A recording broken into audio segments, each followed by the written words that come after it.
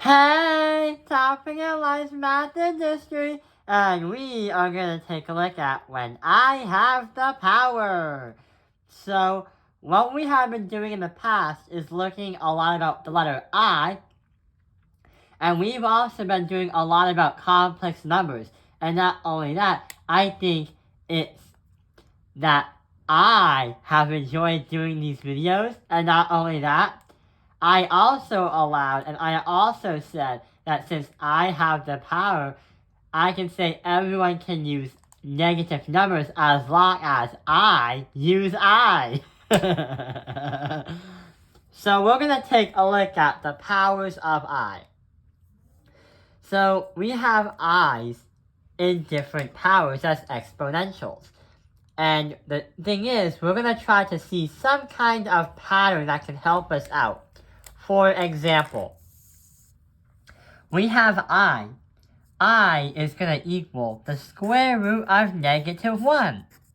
Sounds simple from the last video, right? We also realize that when you have a square root as a negative, multiplied by a square root as a negative, you are going to get to equal -1. What about I to the power of 3? Well, what are we gonna do? We have I squared, multiply that by I, and that's gonna equal -I. Because when you do a negative and you try to cube it or multiply itself by 3, you get a negative number by itself. But what about I to the 4th? We have I squared times I squared, and that's going to bring us to 1, because -1 times -1 equals +1. Sounds simple. About 5, 6, 7, 8, it goes through a pattern too. Notice how we had -1 as a square root, then -1, then -I, then 1. The pattern actually goes through the same exact thing. So we're going to say that we have a -1 as I to the root, I to the power of 5, I to the power of 6 is -1, I to the power of 7 is going to be -I, and I to the 8 is 1. So that is going to be all the different powers of I, and also what would happen when we see the cycle every 4 times the cycle repeats itself. Let's actually try to solve one of the problems. So we have I to the 24th power right here. What we have to try to do is try to simplify that number out. How are we going to do that? I'm just going to write I to the 24th so we can think more. How are we going to do that? Well, do you remember when we said every time the cycle goes 4 times, it goes -1 square root, -1, -I, and 1? It goes through that cycle over and over every 4 times. So here's what's going to happen.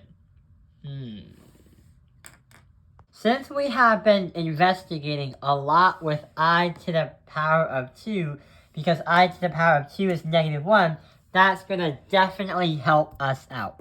So what we're going to do is have I to squared, then 24 divide that by 2 is going to represent 12. So 12 is our new exponent. We have -1 right over there. And not only that, we have to do -1 times the -1 to the power of 12. If the -1, if the 12, or if the exponent was an even number, it's going to stay a positive number. If you have -1 and multiply it by any even number, you don't have to go through this entire cycle if you don't want to do a lot of work. And number 3, it'll be a waste of time.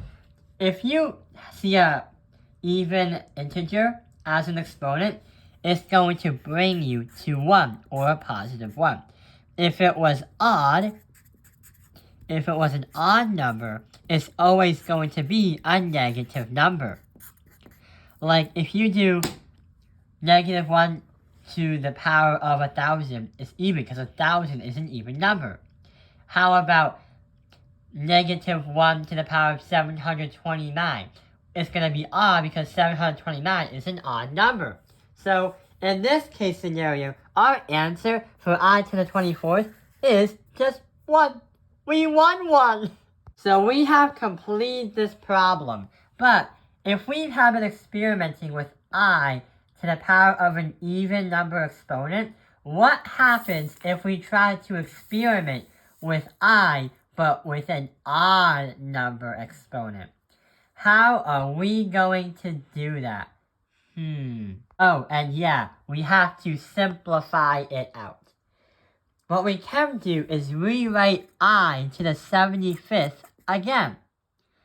But there is one little issue. When you have I to the 75th power, you can't assume if it's a positive or a negative in terms of like if it's 1 or the letter I. Because remember, there's some kind of cycle going around. And if we can't do the normal procedure like we did last time, here's what we're going to do. We have to force it into an even integer exponent. Here's what's going to happen. We have I to squared. We have I squared.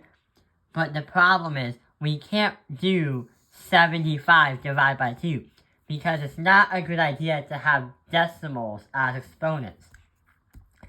So that equals to I squared, and we have to have it equal to something. What we can do is try to get rid of that 75 and transfer it into a 74. And put I right in front of I squared, because we know that we're multiplying it by I squared. Then we do 72, divide that by 2 to get a number. So we are going to do 37 as the exponent. Now here comes the easy part. Since we forced the 75 to become an even number by taking and moving it somewhere else, that I squared is going to be negative 1. And not only that, since we have negative 1 to the power of 37, since it's an odd number, it's going to stay as negative 1. But don't forget that I forgot about that letter I, meaning our final answer for this one is I to the negative 1. Or the final answer is negative 1i, I meant. So I guess I made a little mistake, which I won't do again. So our final answer is negative 1i. So that's what you do if there's an odd number exponent for the letter I. There's a lot of I's in this video. There's an extra step. I hope this video has helped you understand what happens when I have all the power.